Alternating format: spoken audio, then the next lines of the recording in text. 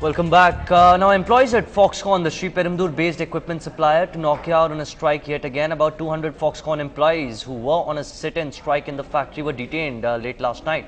The factory has been affected by repeated strike by workers for the past 3 months. Some employees now want the management to have wage negotiations with CITU, which is not recognized by Foxconn. And joining us to join us for more was Madhu Bharti, who joined us earlier with more details. What is sort of remarkable is the government trying to appease or trying to negotiate with both the management and the workers.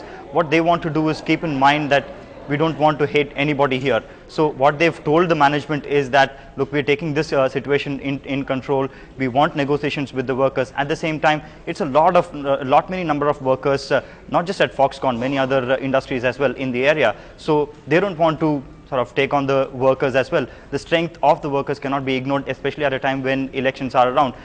That seems to be the larger sense here, Manish.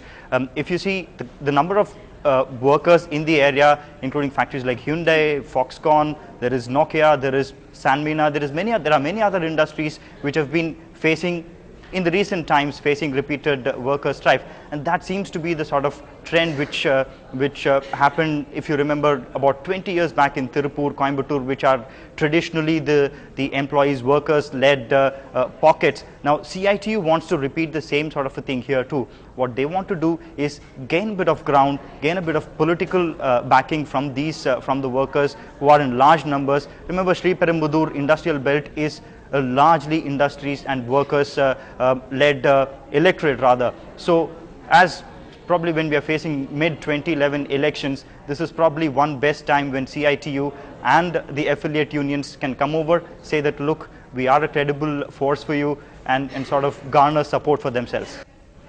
Well, if you're planning a holiday to either Ooty or Kannur, do have second thoughts, because the Ooty-Kannur road has been completely cut off and damaged after heavy rains in the western districts of Tamil Nadu.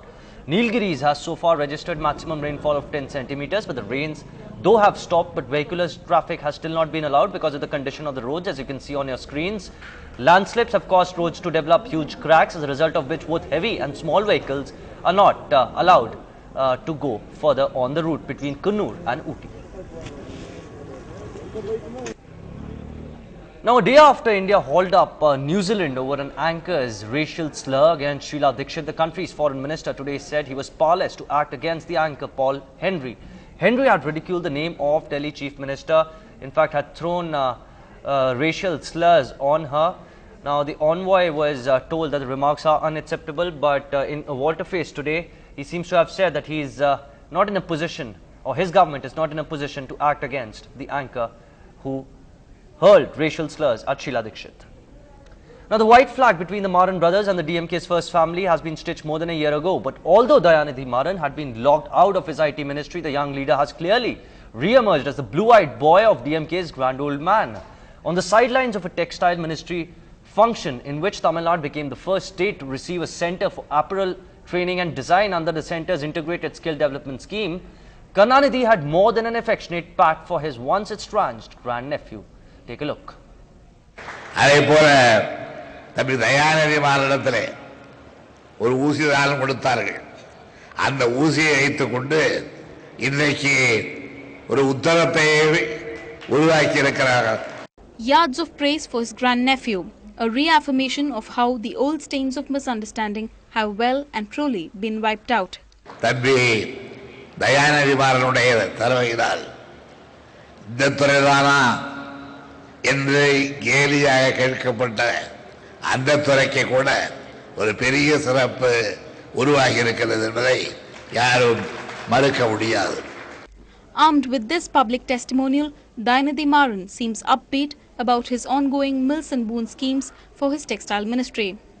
Through 12 apparel and design training centers that will be set up across Tamil Nadu in the next 2 years, Maran is confident of weaving in employment opportunities for his home state. In fact, we have realized that this kind of training, of skill development, will give more skilled employees in the processing sector. Especially right now, people want more texturized clothes. In his previous avatar, Dayanidhi Maran was credited with heralding a telecom revolution in the country. And while elder brother Kalanidhi Maran will soon be mopping up huge profits from India's costliest film Endiran, the textile minister is on a never-say-die mode with a flurry of infrastructure projects for Tamil Nadu. His next design, the assembly pole. The poster boy is back. In Chennai with Pratiksha, Nithila, NDTV Hindu. Now, the verdict in the Pratibha Murthy murder case is out today. The court sentenced Shiv Kumar, the cab driver, found guilty of murdering the BPO employee to a life sentence till death. Yes, those were the quotes of the word. He's been sentenced to life till he dies. The verdict comes nearly 5 years after the fast-track court convicted Shiv Kumar in the case. It was a crime that sent shockwaves not just across the IT industry or Bangalore, but the entire country. I think she may have been, I don't know. I am not comment about the judgment. What he decides. No comment about the judgment. But I'm sure we all hope you find some level of peace, ma'am. We are extremely sorry for the trauma. Where is peace, madam? I lost my loved one, my beautiful daughter, only child. There is no peace for me. Well, Chief Election Commissioner S.Y. Qureshi arrived in Chennai just a short while back ahead of the 2011 Assembly elections in Tamil Nadu. Qureshi said the Commission is considering to remove restrictions on methods of campaigning while fighting the corrupt practices of paid news.